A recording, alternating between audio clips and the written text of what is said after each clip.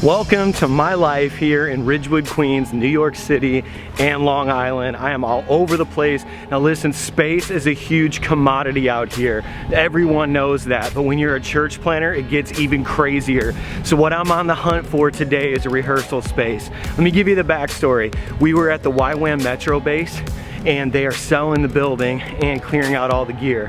So I've got an entire church, like a huge production in a box truck, and I'm driving this thing around and it's crazy. And so now we're getting ready to transition to another rehearsal space. So just follow along the journey, because every day is an adventure out here and you can't take anything for granted. And you're looking for parking spots because there's no space for it. And you're looking to play super loud music in a place where there's 10 million people. And yeah, so anyways, we're gonna leave room for some miracles. We're gonna leave room for God to do what only He could do, because V1 Church has already broken so many rules along the way. And yeah, so let's take a look.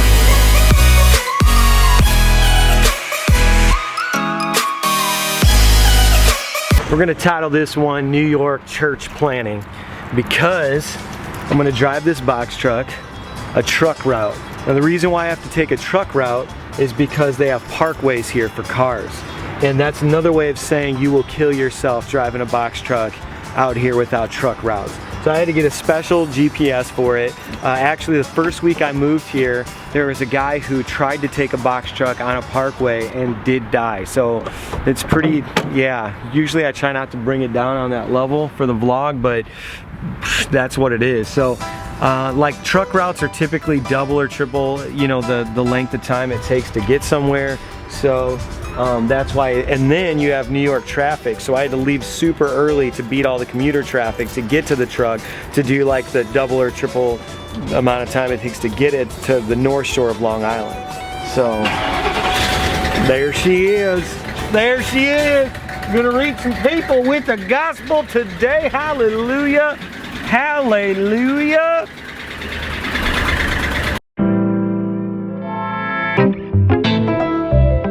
Hey, we're here in Smithtown where we've been doing our weekend rehearsals for V1, and I just have to say, when your 7-Eleven has a waterfall, you know that you are in a place with some expendable income.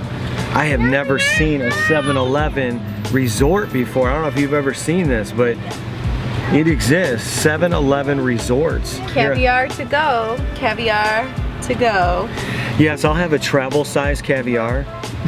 No coffee. I'll take espresso.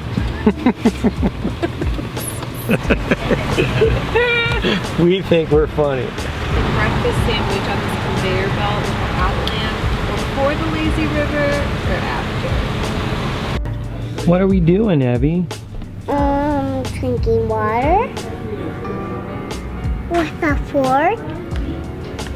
Seems to be a theme of Taco Bell going on here. We are taking a quick break before we start this load in and start doing all this stuff at the YWAM Metro base for worship rehearsal. Let's just go ahead and load everything in after Taco Bell. Hey, I love this outfit.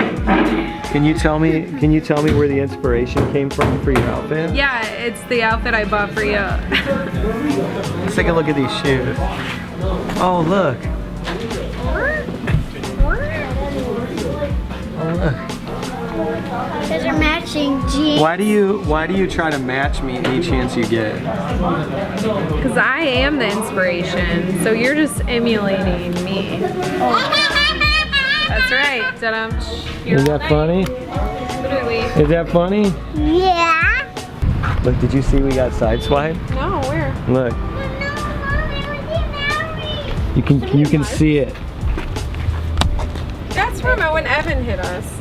Evan hit us. Evan hit us. Evan! When we were How at dare the you, Evan? LNC campus. That's from when he backed into us. Evan backed into us? You're grounded. No, yeah, he did, but it's fine. It's no big deal. Okay. Pumping gas in New York is a very weird experience if you're from the Midwest. First of all, you see that little thing that usually stops it so that you can hook on? That like doesn't exist. So this whole experience that we have in the Midwest where you can just lock it into place and let it pump it for you pretty much does not exist in New York. which is super lame. And then something else that really concerns me here, and it just seems so shady, and I would love for someone to comment and explain to me exactly why this exists, but there is a difference between cash price and credit price. A little shady if you ask me. New York is definitely a cash-driven place. Like, you live in the Midwest, you swipe your debit card all the time. You don't even know probably what modern money looks like.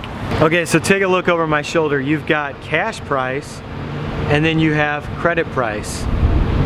Why is there a difference? Do you know why there's a difference between cash and credit price? Because they take it. Same location. Hi, because I know you. Yeah. You guys like had me fooled. Oh my gosh, barefoot girl! But babe, your shoes are so cute. What are you doing? Barefoot. No big deal. Church Planner Diaries. I even kind of Hi guys, do you need any help? Hey! Hey, what's up? You guys such props because like watching the relationship that your children have with each other, like it's like they love each other unconditionally. Like the fact that like one of them was crying, the other one was just like comforting her, like scratching the back was just like the most precious moment ever. It's like she was laying on the leg and she was just like going like this on the back, and I'm like, oh my goodness, my dad's not the only person who likes that. I love you. Starting, and I actually need to use that Play-Doh. Twilight, can't you see? Oh, she's being nice today. How we looking? We're good. All right, well, it's nighttime. We've been on that grind. I want to say that we locked in a space in Farmingdale today. Church Planner Diaries. Are you excited about it? I'm so excited. Maybe you guys will see it next week.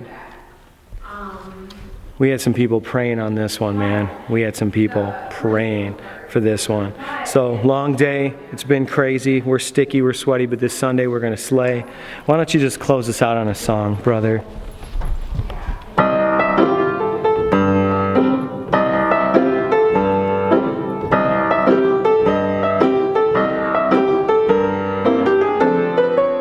It's so out of tune. It's so out of tune.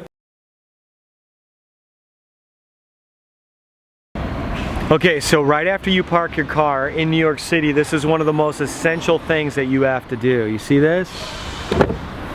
That's it. Because you won't have one. See that bus? That would have took it. Church planning is definitely the hardest thing that I've ever done in my life. And church planning in New York is even crazier. But you know what? Here's the thing. I've got to believe that if God called me to it, He'll call me through it. And you can't have, I think that the biggest thing that you've got to learn is that you can't start a church on non-faith. Like, since when is it ever okay to launch a church in your own abilities? I mean, the vision's got to be bigger than you for the church to be bigger than just you. So, one person church, yeah, you can do everything in your own ability, but to grow beyond that, it's going to take a team. Teamwork makes His dream work. That's what we always say.